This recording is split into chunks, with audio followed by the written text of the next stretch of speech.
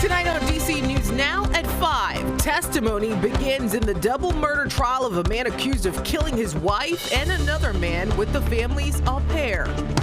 A major showdown at the Supreme Court. Justices now hearing whether states can ban transgender girls from girls' school sports. We'll break it down.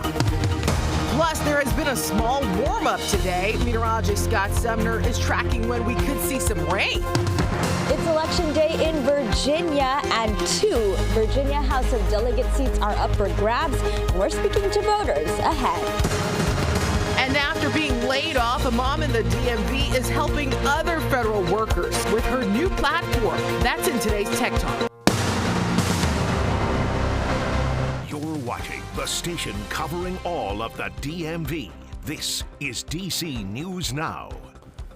And thank you for joining us for DC News Now at 5. I'm Mark Hall. And good evening. I'm Annalisa Gale. Well, developing now, we're learning that a Loudoun County high school student has died. School officials tell us that the student was hit and killed by a car this morning in Ashburn. And new tonight, that car was driven by a Loudoun County public school employee. Yeah, DC News Now's Yamari Sase joining us live outside Stonebridge High School with more on this. Yamari, what are you learning?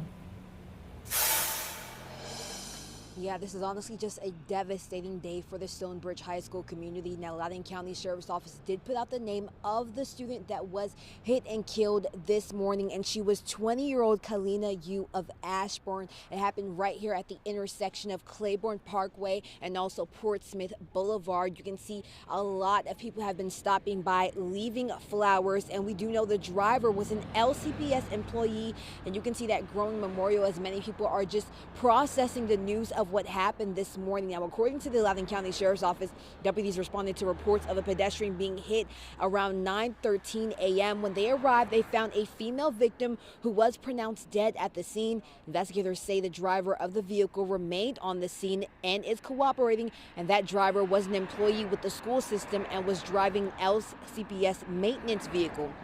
Now, in a letter sent to families today, Loudoun County Public Schools confirmed the 20-year-old was a Stonebridge High School student. The school leaders say they're heartbroken by the loss and are asking parents to talk to their children as they process what happened. All after-school activities have been canceled today to really give the high school community a time to grieve and process the news. We did speak to one student who always saw you around in the hallways, and she says she had a smile that could brighten anyone's day. I knew she was very outgoing towards people, and she would always talk to people and be very friendly.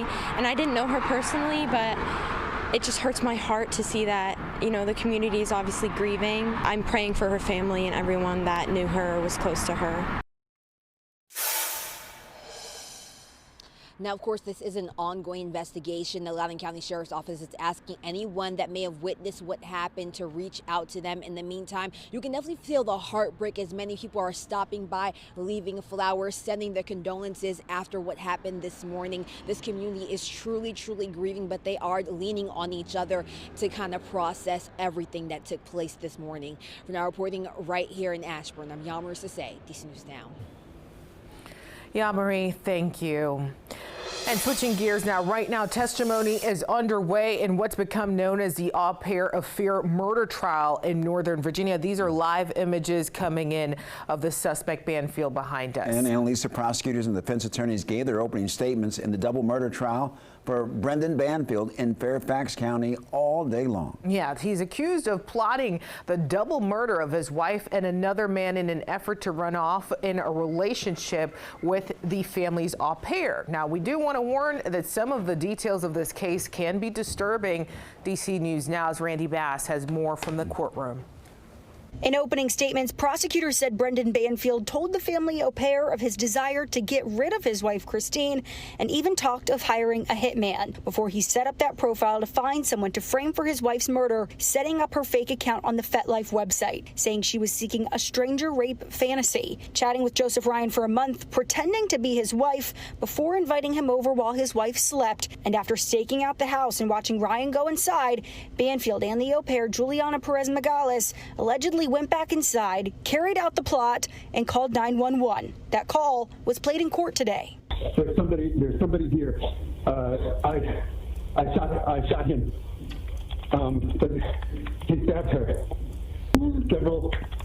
several marks on her neck. What do I do? But prosecutors say Banfield is the one who stabbed his wife after he shot Ryan himself. Well, Juliana presents us with the narrative, that story that we wouldn't necessarily know but for her details.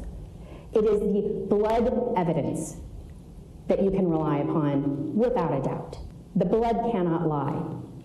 And the blood puts Brendan Banfield standing over Christine, stabbing her in the neck until she died.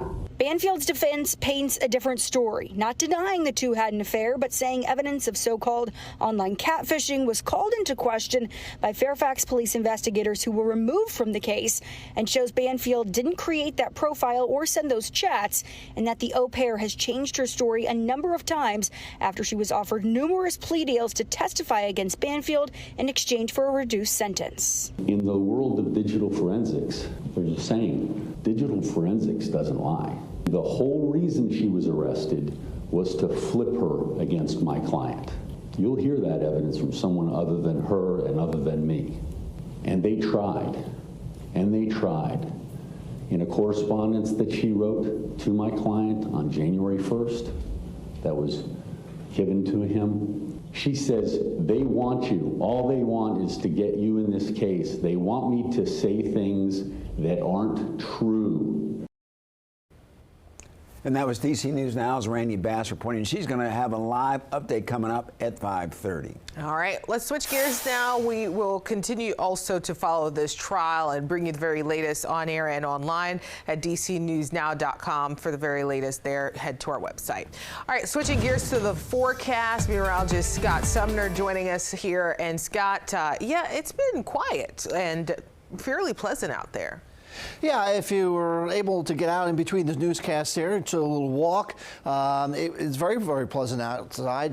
Temperatures in the lower 50s, upper 40s, or right around 50 degrees either way. Now we're seeing a lot more in the way of clouds build in from the north and the west, as noted in the last couple of frames right there. So while we've had pockets of full sunshine, we've also sprinkled in some clouds as well as a mixture. We've had rainfall totals over the last week around 3/4 of an inch to an inch. Welcome rain considering our drought situation, which is severe across about 2/3 or 3/4 of the viewing area. And why do I show this? Because we're going to add to that total as we go into tomorrow and tomorrow afternoon, because not a lot, but still some rain's going to be moving on in as a cold front starts to work its way into the region. But not tonight. Tonight will be fairly mild here. Plenty of clouds out there. Temperatures are going to be into the 40s mainly across the DMV. And then we'll start off with 40s and gradually get up into the middle 50s. In some cases, maybe a few upper 50s, but middle 50s here in D.C.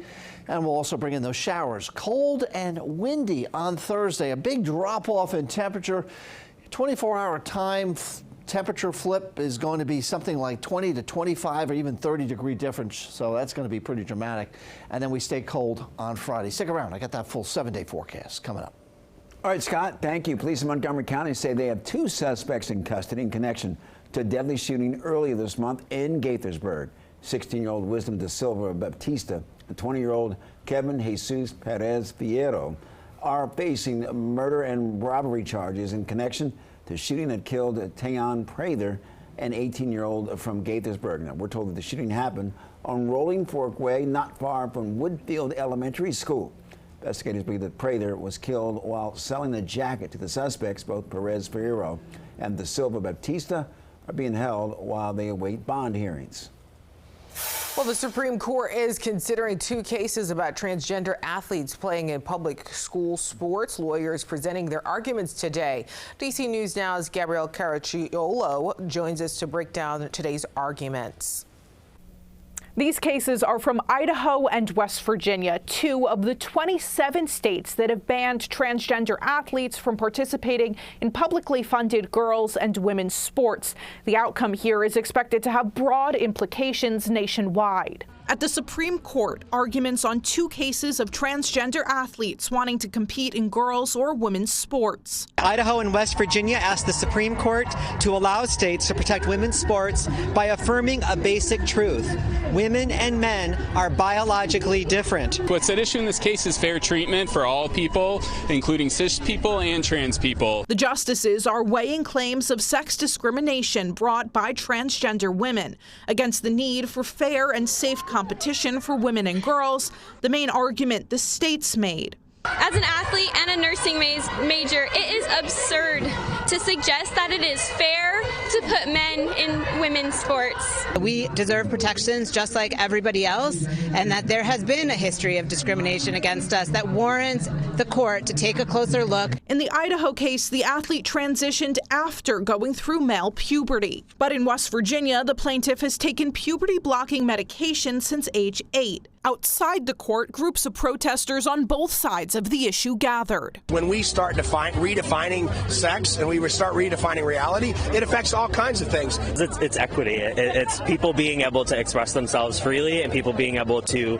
participate in community activities that everybody else can participate in. Lower courts ruled in favor of the trans athletes, but the Supreme Court does have a 6-3 conservative majority. A decision is likely to be released in the spring or early summer. In Washington, I'm Gabrielle Caracciolo. Well, DC News Now continues to be your local election headquarters. Polls are now open for 2 Virginia House and delegate seats up for grabs after the current delegates are leaving to work in Governor-elect Abigail Spanberger's cabinet. Yeah, DC News Now's Liberty Simmons is in Fairfax, Virginia, talking to voters there. Virginia's General Assembly will see 2 new faces after this election, and right now voters are deciding who they will be sending for districts 11 and 23. I'm concerned. I'd like to see some new blood, and I'd like to see some new thinking. Just to make sure that the right voices are heard, especially during this time. It's a very tumultuous time. Voters in Northern Virginia heading to the polls to make their voices heard in 2 Virginia special elections for the Virginia's House of Delegates. For District 11, voters will decide between Democrat Gretchen Belova and Republican Adam Wise. Voters here told us what drove them to the polls. Right now, the job market, affordability of housing, health care, food, groceries. In District 23, voters will decide between Democrat Margaret Franklin and Republican Verndell Robinson. Sean Stewart with the Fairfax County Office of Elections says election turnout has been slow but steady, pointing out with so many special elections with different dates in Virginia, it may cause some voters confusion. A lot of this came about with changes coming up, folks in the House delegates and in the state Senate, right, as the governor-elect updates her cabinet and makes appointments. So we've had kind of a bit of a frenzy. And there will be yet another election in Fairfax County for District 17 next Tuesday. In Fairfax, Virginia, Liberty Simmons, DC News Now.